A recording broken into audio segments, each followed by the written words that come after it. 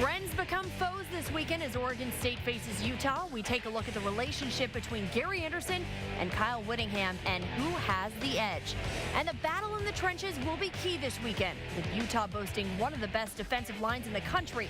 How will the Beavers' moving pieces fare? Plus, wet and windy weather blankets the area this weekend. How that may change the game plan. Hashtag Beavers football starts now. Well, can the Beavers make it 2 in a row this weekend? Oregon State on the eve of facing Utah. And we're coming to you live from Blitzlad in Southeast Portland to break it all down. How they can get maybe a second consecutive win under Gary Anderson for the Pac-12. Welcome into Hashtag Beavers Football. Amanda Maynard alongside Matt Severson, Nigel Burton. And we want to hear from you. Make sure to tweet us your questions using the hashtag BeaversFB. And you could tell, we talked about on Talking Beavers, I mean, these guys were so excited after this win. It seemed like when they talked all week long, I mean, these guys were so high. How do you harness the emotions of coming off, a historic win for the program and use that energy in the right way? Well, I was down there Saturday night, and they were acting like they just won the conference. So, I mean, it was crazy, the whole party in the end zone or whatever after the touchdown there in overtime. But, first win since 2014, first conference win since 2014. Exactly what we needed, something to build on, right? So it's not that negative energy coming into film in the weights on Sunday and Monday. It's, hey, we just got a win going. Let's keep this train going, get it going in the right direction. And, I mean, couldn't ask for a better way to start it off. Yeah, and I don't think there's anything wrong with feeling like, we won the Super Bowl. I mean, it's you beat a really good Cal team. The way that it happened there in overtime after losing the lead, I mean, the emotion flowing over, there's nothing wrong with that. Where it has to get tempered is now once Sunday and Monday roll around. And that's why you watch film. You watch film to see what are the correctable mistakes that we made on Saturday night that we can fix and we have to fix to play an even bigger opponent in Utah. And, when I was a head football coach, we actually had a corrections period. So the first period we had as a team, that practice after the game, we went through all the things that we did wrong as a group to make sure, because we knew our next opponent was going to try to exploit those. Matt, and what was kind of your perspective on, the magnitude of this win? We talked about it earlier in the week. Do you feel like it's a program-defining win, especially, again, first Pac-12 win under Gary Anderson? I don't know if it's program-defining. I just think that's a huge monkey to get off your back, right? It's been a long time since obviously we won a Pac-12 game, and you hear about that every week after every loss or whatnot. It just keeps building and building and building. So to get that out of the way, no more pressure anymore, just go out and play. And the other thing, that, like Nigel said, the way that we did it, we lost the lead in the fourth quarter. We were up 17 points. Mm-hmm. Beavers were up 17 points. It got really scary there for a second, and that would have been absolutely deflating. So to have the maturity to come back and say, all right, we'll go into overtime, we'll stop them here, kick 3 points, then win it on our possession, that was great to see. So this week, of course, Utah, and Gary Anderson and Kyle Whittingham go back a very long ways. Anderson, one of the defensive coaches from 97 to 2002, then again was Whittingham's defensive coordinator in 04 to 2008. You're looking at their head-to-head matchups with Gary Anderson only winning once at Utah State. Is there any advantage to be had when facing somebody you know so well like that? Well, I mean, the advantage is knowing the system. I mean, he knows the system inside and out. I think if there's an advantage, it goes to the mentee versus the mentor, because you've worked with, you've sat in those meetings, you understand how his mind works. He doesn't necessarily know how yours works as a head football coach. So I had the chance to coach against Tim Walsh, who's actually in town here to play against Cal Poly, play against Portland State with Cal Poly. Coached against Mike Riley in 2014. And understanding the system was much more important than necessarily, hey, I think Riles is going to go for it here, or with the strategy, with the strategy, right? With the strategy. Strategy is always very difficult. Yeah, we're just making up words here, so it's fine. But so some of that gets a little overplayed, but knowing the system is critical. What is it like? I mean, to go up against a good friend, player or coach? Well, obviously there's got to be a tremendous amount of mutual respect there, and they spend a lot of time together, and I believe, I don't know personally, but I believe they're good close friends. So obviously they're probably not talking too much this week, but after the game I'm sure they'll give a hug or a handshake, maybe share a beer afterwards, and just tell whoever the winner is congratulations. But they know what each other is going to do. There's no secrets here, right? They know what their strengths is. They know what their weaknesses are. Like Nigel said, they know what they like to do. So it's just whoever prepares their team better during the week and gets them ready to play, and then see what happens. I think you're being really nice. When I coached against guys I was friends with, And Coach Riley was different. We weren't buddies, but my buddies, I tried to kill him, man. it's like you're playing against your brother in the backyard before Thanksgiving. I'm not trying to hear him like, hey man, hey, pass the potatoes. By the way, I whooped your butt.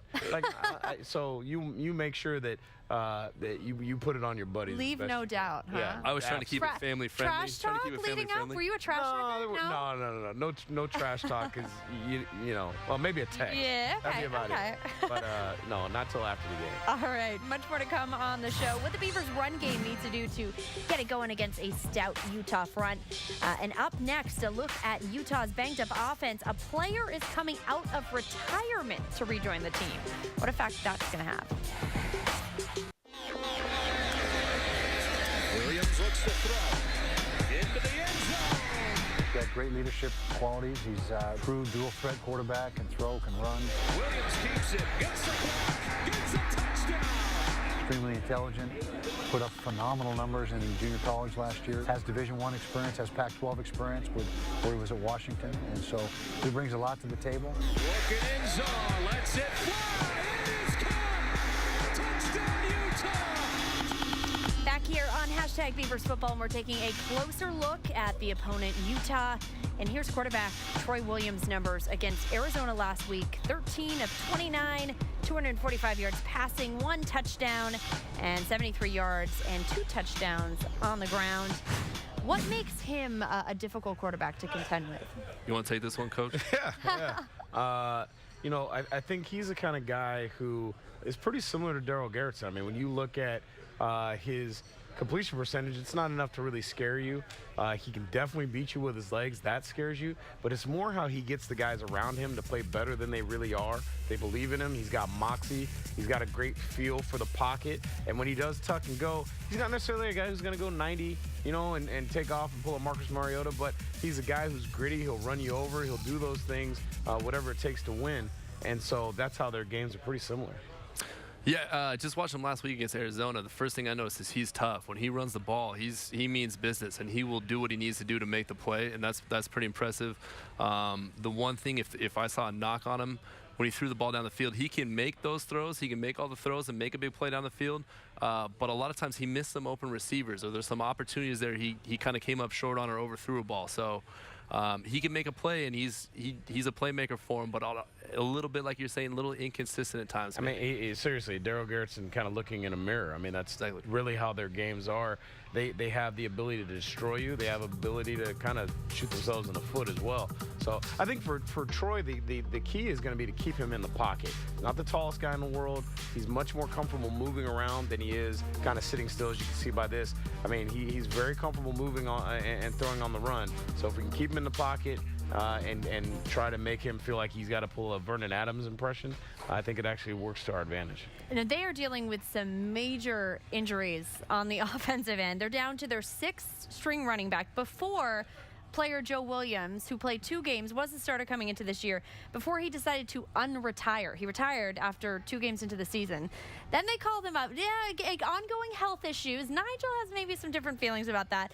What do you expect from this offense when you have a guy that hasn't played in a month and a half? Well, what's even more interesting is that now he's a veteran player, so he's going to know the system, but you're going to go into a game versus, in a situation where you haven't carried the ball, you haven't been hit in a long time, and now you're going to be dealing with gale force winds and rain that you haven't seen in a long time. Yeah. And, to be honest with you, Utah puts the ball on the ground more than anybody else in the Pac-12. I mean, they have had a significant number of fumbles. So this could be a perfect storm, literally and figuratively, for the Beaver defense. And the thing about Utah is historically they've liked to be a no-holds-barred, run-right-at-you physical team. So the name of the game for them is we're going to run the ball and we're going to stop the run. So if you're down to your 6th-string running back and you got a guy coming out of retirement, so to speak, my questions are, one, if he's still working out and running everything, you can be in shape, but are you in football shape where you can take the physical beating throughout the game? That's remains to be seen. And the other thing is where's your head at? Because the last 4 or 5 Saturdays, you've just been kicking up on the couch with your feet up, watching the game, and then all of a sudden, hey, we need you to tote the rock for 20 times. Yeah. I mean, that's an interesting. And that's what, again, as a former running back, I mean, we don't know if he's been working out, or he certainly hasn't been working out with the team. if you haven't worked out in a month and a half with a team and been at game speed, I mean, how challenging is that? It's I guess we'll find out, but there is something to be said where you have to be in shape and you get used to, I guess, taking the punishment week in and week out, where you say, okay, I'll get my treatment, I'll get in the ice tub, do what I need to do, and now I'm going to go, do what I need to do again and then reset. So if you've just been kicking it with your feet up and taking watching it a little the easy, games, eating popcorn, that's a I rough think situation. The thing that might be more interesting is how are his teammates going to react to it? Right. That's a great point. When we were going through the wars and the bloody knuckles and being sore and all that, you were at home eating Cheetos. And so you look at how when Seth Collins left the Oregon State football team, it took him a long time to get back in the good graces of not just Gary Anderson, but at the football. And I think the way that Gary Anderson handled that was great, because he made him earn his way back onto the team. So that way the team didn't look at him sideways. Like, hey, we were out here and you weren't doing anything. Now to have a guy come back after a month, really without any sort of, hey, I've got to go through this, and this before I join the team. I just think it's going to be interesting to see how he's received, especially if things get tight. And this game was close last year. This game was just one of their best played when they went to Salt Lake City. That's a great point, and you touched on a little bit with the weather concerns. You might not be throwing the ball down the field, so you're going to have to put the ball in his hands to win the game. And, like, hey, here's a guy that kind of left us hanging, and we haven't seen him for four weeks, but let's go see what you can do. We're going to put our faith in you. I don't know. It'll be an interesting matchup for sure. Still to come on #Beavers Football, the Pac-12 South is anybody's race. Who these guys thinks come out on top. But up next, Nigel is breaking down the good and the bad of the Beavers defense versus Cal. It is time now for our standard TV and appliance play breakdown. And Nigel, tonight we're taking a look at the good and the bad of the defense, right?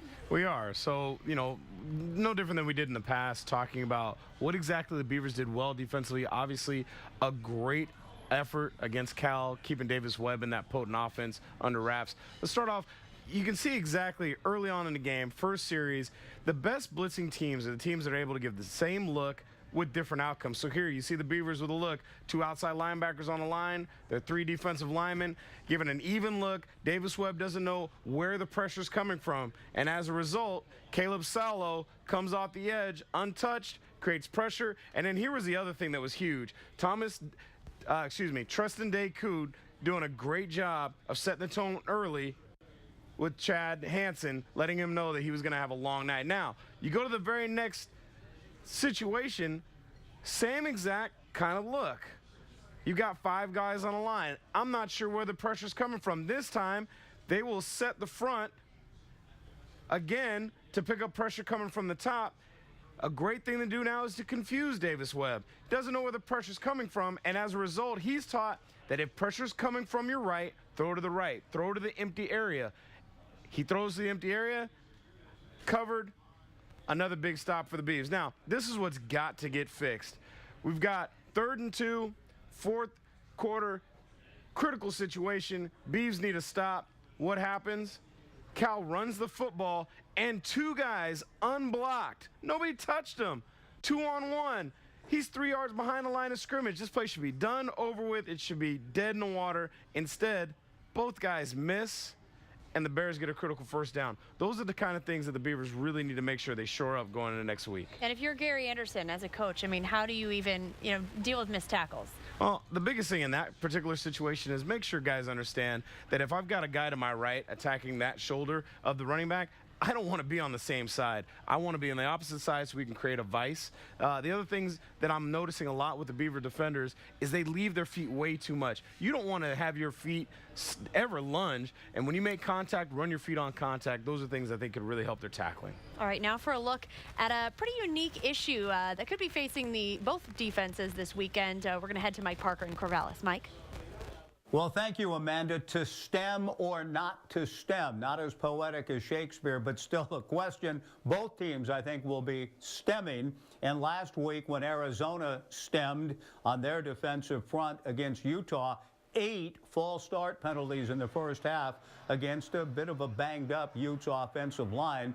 Utah did make an adjustment and were much more disciplined in the second half, but I know that Gary Anderson is the D-line coach for the Beavers, and Kevin Clune, they engage in stemming. It's pre-snap movement with some vocal commands for the defense, and it can give a less than disciplined offensive line unit some problems. Utah sorted itself out and got it together and pulled away to beat Arizona in the second half. But both of these coaches will pull out all of the tricks, whatever it takes, to try to create an advantage. It's perfectly legal for defensive personnel to talk to one another. They're simply not allowed to try to mimic the cadence directly. But I think that will be an interesting dynamic to watch to see whether Utah can stay in their shoes on the offensive front in their run game against the Beavers' improving defensive line.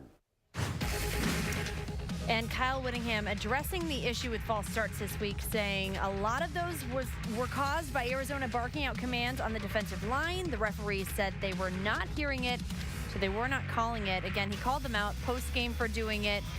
Like Mike said, there's kind of a fine line between what's legal, what's not, what's being called, what's not. Nigel, as the coach, how often does this happen, and what is that balance? Well, what Kyle Whittingham right now is doing is gamesmanship. So what he recognizes that he's got a problem. Now, what that's normally, you can call it stemming, whatever you want. We just call them move calls. And the idea is you're moving from one front to another. So you see Arizona starting off in a 3-man front. They're moving to a different type of front, because what that can do is that can mess up the offensive line's run responsibilities, right? If a guy's here, I've got him. If he's there, you've got him. All of a sudden you move late, there can be confusion. That's the idea. Now, what a lot of teams do it, as you notice, it's 3rd and 20, you get a move call. The idea is I want to make this 3rd and 25. You're not going to see it as much on 1st or 2nd down. You see it a lot on 3rd downs to try to make that yardage a little bit longer. The idea is you make a call, you use a cadence like move, and it's sudden and it's loud and you bark it, which is supposedly different than hut, right, or set, or the things that the offense uses. But what happens is the referees will make the adjustment, and a lot of times they'll call the defense regardless of what you say, especially if you do it right before the snap. So Kyle Whittingham's trying to set that tone early. The refs will probably have a conversation. My guess is the Beavers are not going to get away with this the way that Arizona did last weekend. Yeah, well, from the offensive perspective, what was kind of your thoughts about this issue? To me, I just think that's an undisciplined, maybe inexperienced offensive line, because there's two things you can relate this to here. If you're on the road, most of the time you can't hear anything anyway, so you just go off of movement or offensive lineman. A lot of times you'll see him holding hands, and then when he lets go of the tackle's hand, then he knows to move. So you don't even hear anything anyway. And when you're at home, I mean, come on, you've been working with your quarterback since all through fall camp, spring training. We're in week 3 or 4 or 5, whatever it is, week 5, I think. You know the cadence. You know what his voice sounds like. You've done this 1,000 times. There's no reason to jump or move because the guy in front of you is moving. So to me, it's a little bit undisciplined, and it shouldn't be an issue going forward. Said by a true running back. Ask the offensive lineman, they'll be like, man, that sucks.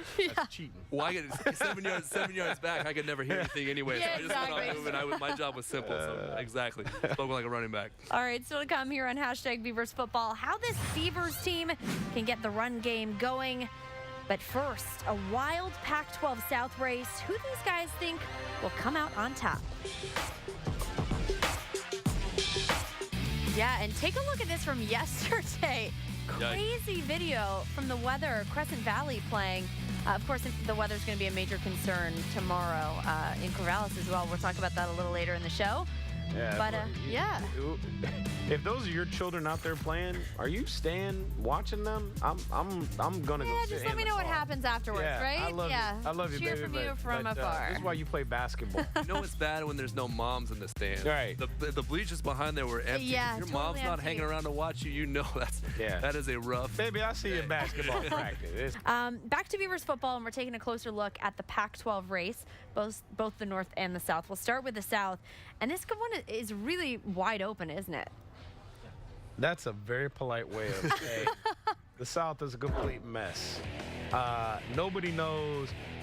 Usually you say, hey, if you have a loss, you have a chance. If you have 2, you're out. If you have 2, you have a chance. If you have 3, you might still have a chance, because it is a complete. I mean, I'm curious what Matt says. I thought I knew, who I think is going to win the South. And then as I started to look at the schedule, I went, oh, my God, I don't think they can win the South. So I came up with somebody else. But who'd you come up with? You can put the pressure on me. Yeah, the pressure's all on you. I know you have this whole formula and you broke it down. I'm just shooting for the hip. I just rolled dice, man. That's all I do. A couple interesting choices there. I think Colorado doesn't have the pedigree yet. I think they're still up and coming rebuilding. I don't think they can carry it all the way through. USC obviously has a talent and has been there before, but I just don't like the feel of that team. I'm going to go with Utah. They seem to have they can take their game on the road. They can run the football and they can stop the run. I think that bodes well for them down the stretch. And the other thing is, Kyle Willingham, Coach Willingham, he's been there before. He knows what it takes to win. He knows what he needs to do to get his team up for a game. And I just think he has the experience to get it done. And they have the tiebreaker against USC, right? Do they? They do. All right. But not so fast, my friend. Not so fast. Not just breaking out his nose. Here's the thing. I thought the same thing. I'm sitting there going, I'm thinking it's Utah or it's going to be USC, but I know USC has 2 losses. Plus, USC's out because they already have the tiebreaker loss because USC went to Utah and lost on Thursday night. Right. So they can't do it. But then you go through Utah's schedule. They still have to go to UCLA. They have to go to ASU. They still have UW, and they have Oregon. And then they got to travel to Colorado. ASU, they still got to play Washington State. They got to go. I mean, they're all over the place, and they are night and day. One week they're one team, 1 week they're another team. They're so inconsistent, and they're pretty beat up as well. I go through USC, but USC still has to go to UW. They have UCLA. They got to go to UCLA. They still have Cal. They still got to play Oregon. I think it's the Buffaloes. I really do. And you talk about pedigree. Utah has never been to a Pac-12 championship game. So what pedigree do they really have? So in the end, if it's Utah or Colorado, I think it's going to come down to who wins that game, and it's in Boulder. The way that CU's playing, and all of their tough games that they have. When you talk about UCLA, Washington State, Utah, and Arizona State, all go to Boulder. The only one they've got to go on the road is to Stanford, and Lord knows Stanford's limping like nobody can. So there you go. And Colorado and Arizona play this weekend too, so we should get a better picture I of can't think of any more what's teams. happening here. My brain's gonna blow up. Do you see why he was a coach? Do you see how he broke had that the down notes. to the details? And you know what? it's all And Very all it detailed. takes is for 2 guys to get hurt, and everything just goes and blows up reshuffle the anyway. whole So, yeah. reshuffle the whole formula Yeah. there after that one. Yeah. All right, moving to the north. It's all Washington, right? Oh, God. You know what's funny is I work with some guys at the Pac-12 Network who went to Washington State, and they said, you know what? You know what's probably going to happen? Washington's going to win every single game until Appa Cup, and then we're going to coog it for the conference. He said, we'll probably beat them in the Appa Cup, and that way the Pac-12 doesn't have a representative in the college football playoff. I don't know. I mean, Chris Peterson was on our show, with Rip City Radio, and he basically said there is nobody that they play that can't beat them. And he's absolutely right.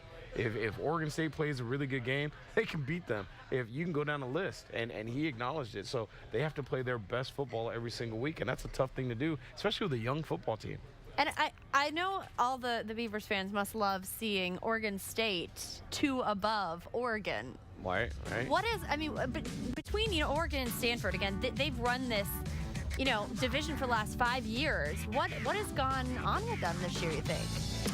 I think it's, and I just got to say this because obviously being born in Oregon and from Oregon, and with all the friends I have that are Oregon fans, I think it's a good thing Oregon has their bye week right now and can kind of reorganize and adjust and take a deep breath. But after seeing the score of the Oregon-Washington game, I had to go back and watch that game and just see exactly what happened. And Washington looks really, really good in the North because as Nigel says all the time, they have some real dudes that are just flat out nasty and can play and are athletes. And it might be true, anyone could beat them on any given week if certain things unfold and Snake Eyes keeps coming up on the dice table or whatever happens and things just get weird, they might have a chance. But if Washington goes and plays their game, they are going to be very, very tough to beat. Yeah, I just think defensively, Oregon's been bad for a long time, and they never fixed it in recruiting, and it seems like they haven't fixed it scheme-wise either in hiring Brady Hoke. And then you've got Stanford. Really, Stanford's trademark was their offensive line. They lost Joshua Garnett. They lost some guys who were critical, and they just don't have that bruising capability. They're finally rebuilding instead of reloading. They're rebuilding. Yeah, they haven't been able to protect Ryan Burns, and he's been pretty inconsistent as well. Kevin Hogan for the last 4 years has really been able to, when they've struggled to run the football, beat you with his arm or beat you with his own legs if you look at their game against Washington State last year. And Ryan Burns just hasn't been able to put that together. All right.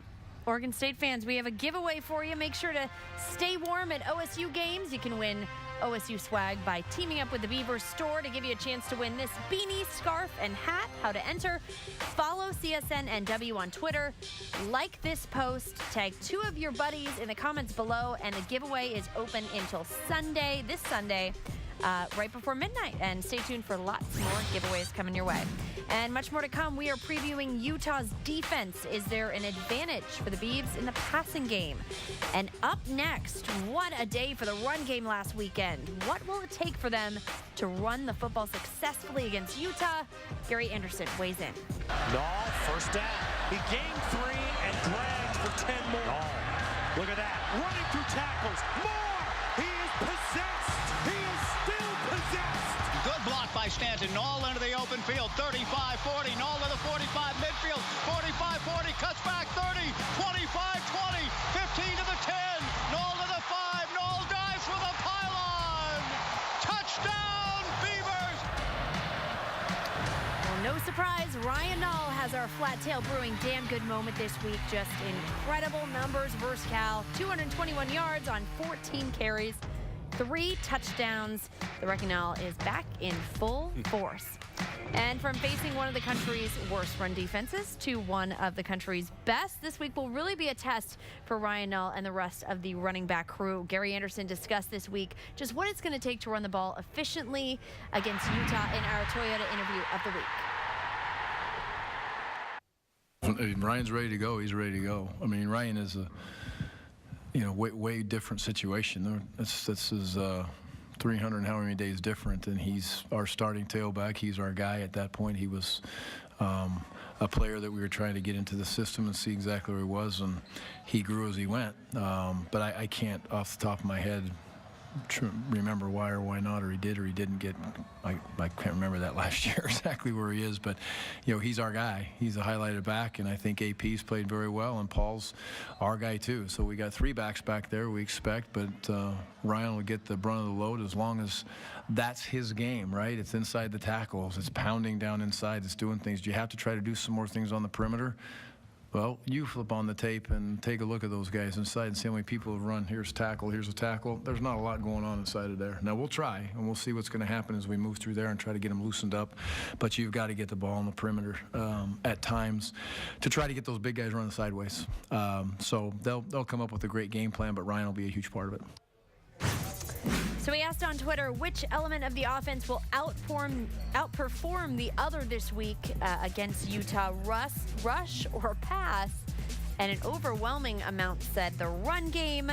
What do you guys think? Do you think the run game is going to be an overwhelmingly big part of this day on Saturday? Well, that's kind of our bread and butter, right? And that's been the strength of our offense so far, because it's pretty interesting, because as Coach A said, the strength of Utah is their interior rush defense, and our strength is Ryan Nall right up the gut. So it's going to be interesting to see who blinks first, so to speak, or who wins that battle, if Nall even plays, because I believe he is questionable at this point. Yes, that is correct. So we need to definitely get things going on the outside with Lucas or AP, as he said, but it's, you kind of go from that based on what Nall does up the front once he establishes himself up the middle, and then you have that, as a nice second punch on the outsides with those 2 backs. So it'll be interesting to see if we can get something going up the middle with Nall if he's playing.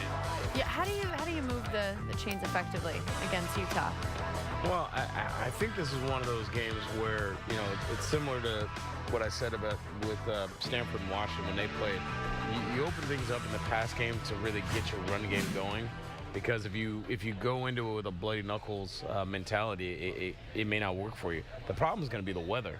So the thing that you can do is try to open things up on the perimeter with quick passes, middle screens, bubbles, things like that to get the ball out of the quarterback's hands quickly, get it to your playmakers in space, hope they make a guy miss, where it starts to make the linebackers think I need to get out there and help them, which now opens up some running lanes. I wouldn't be afraid to still, I don't know if Ryan Nall is going to play or not, and I actually kind of doubt it.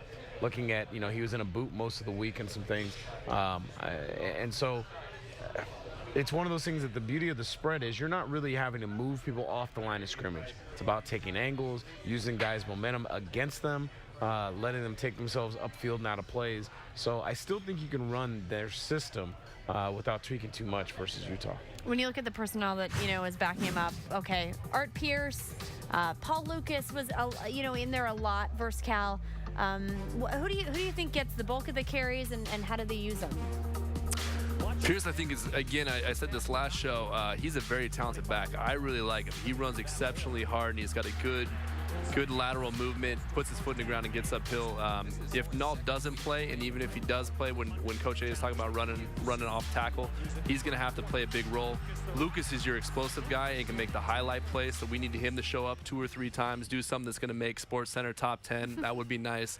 The other thing, I think, a little bit going with what Nigel said is, I had a friend say, hey, we didn't have 100-yard passing last week. Well, you don't need to throw the ball when you have 500 yards rushing. Matter of fact, fire yourself if you're throwing the ball and you almost have 500 yards rushing. If it ain't broke, don't fix it. But we need this week Garrison to make some plays down the field, connect with Victor Bolden, get Vilman the ball. Timmy Hernandez has shown up lately, and he's been nice.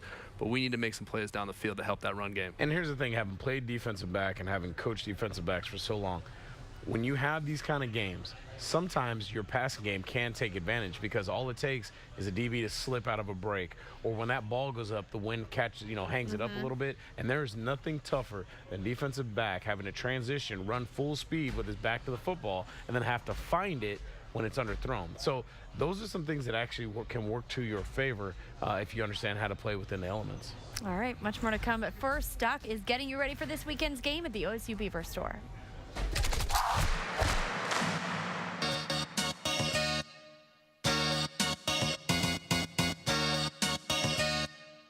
Hey Beaver Nation, we're at Utah this weekend, and if you're planning on going down there to check out the Beavers, come on down to the OSU Beaver Store campus location and come get your kiddos geared up.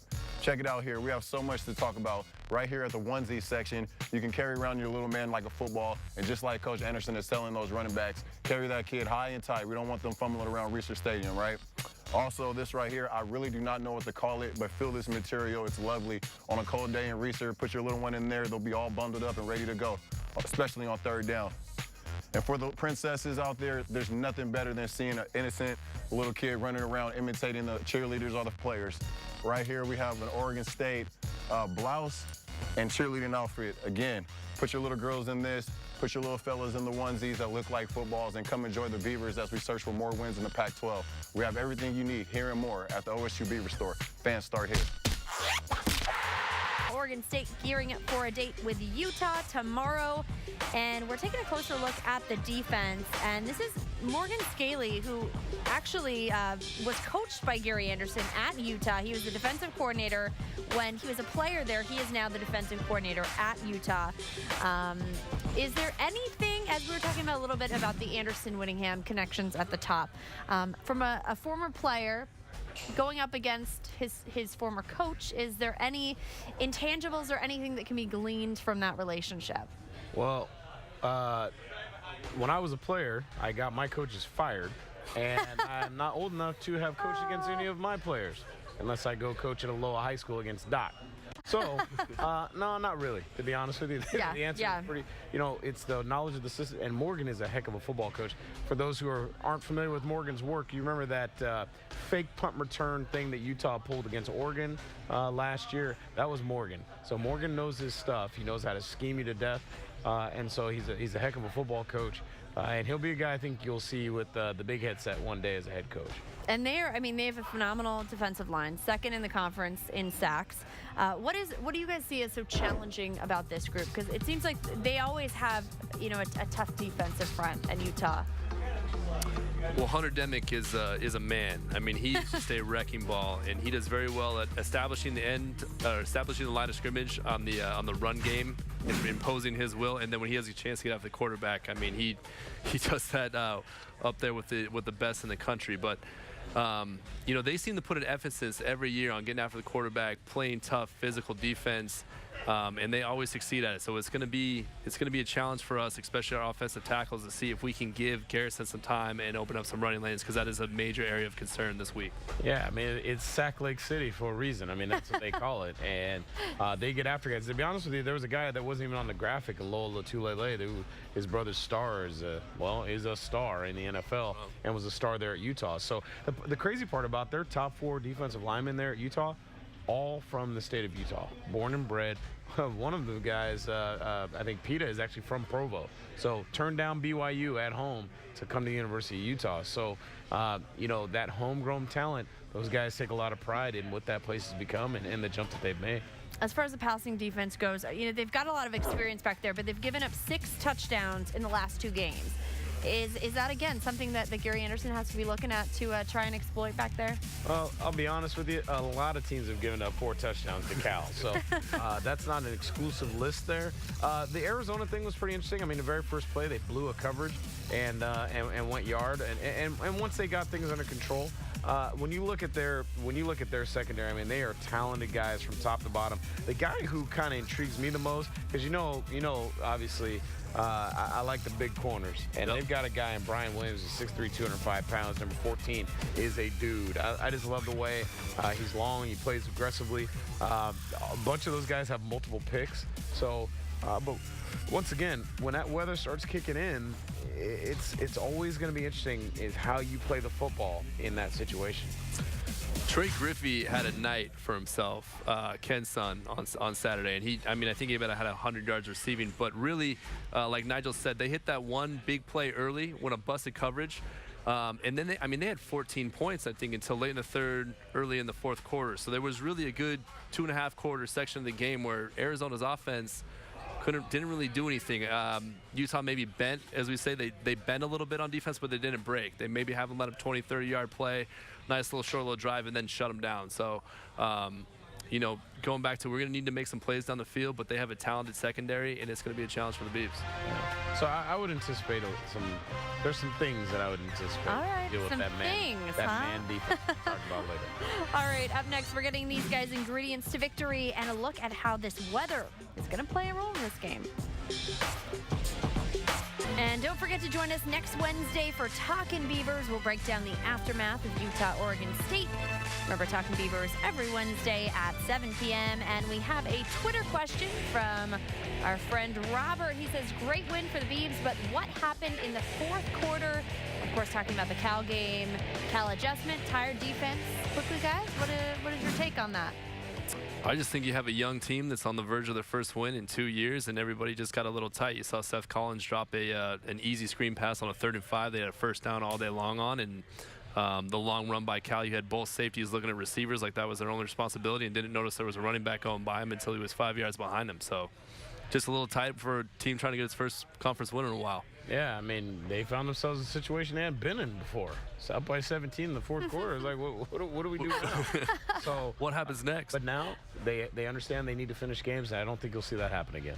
All right, and from the sounds of it, it is going to be a nasty day in Corvallis. Weather-wise, we're getting a weather report from our KGW Chief Meteorologist, Matt Safino. Thanks, guys. Not going to be a very pleasant day at Reser Stadium in terms of the weather. Temperatures warm enough, but rainy and becoming windy as the day wears on. Now, for the first part of the game in the tailgating section of the day, not too bad. The winds really won't pick up, I think, about 4 or 5 o'clock in the afternoon. Then we're looking at gusts as high as 50 miles an hour, sustained winds 30, 40 miles an hour. So it's going to get rough at the end of the game and for folks going home after the game. That'll be the worst part. The game itself, it'll be rainy, but I don't think the winds will be too bad until the game is actually winding down. By the way, I went to the University of Utah, so sorry, Beaver fans, I got to predict a Utah win. Back to you. Uh-oh, maybe we're going to have to get the weekend meteorologist next time, right? He might not be back on the show. Sorry, Matt. Grand opening, grand closing. What is the biggest effect you think the weather is going to have? Or what element? I think it's the wind. Fortunately, you said it's not going to pick up till late in the game or the game is over. The rain, really, it never really bothered me with ball control or holding on to the football. Both teams have to deal with it. I think the wind's a big factor because it impacts the passing game. But other than that, no, business as usual. Yeah, and obviously Matt never played quarterback because 20-mile-an-hour winds affects your throw. So, yeah, I'd say the wind. But also, once again, I go back to Utah fumbles the ball more than anybody else.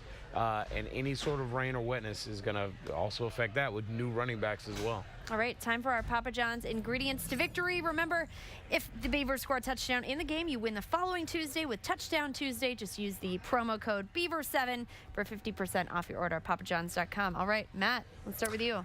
Touched on a few times already tonight. We need to establish a passing game down the field. We need plays, 10, 15, 20-yard chunks down the field of those receivers, show some explosiveness. And then for the defense, we need to take that bend but don't break mentality. It's okay to give up a play or two. No 40-yard touchdown runs anymore. No 70-yard touchdown passes going up the sidelines. Just eliminate the big plays on defense. Hey, nasty weather, nasty game. Stop the run. They cannot run the ball on us and establish a consistent run game. 5 yards a carry. I actually think it's possible when you consider they ran for over 10. So just give me half of that.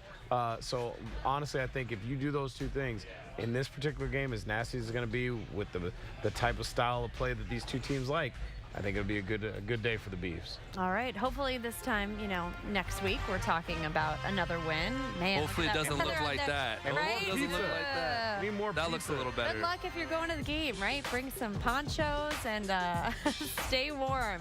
Thanks so much for joining us. Have a great night, guys. Go Beavs.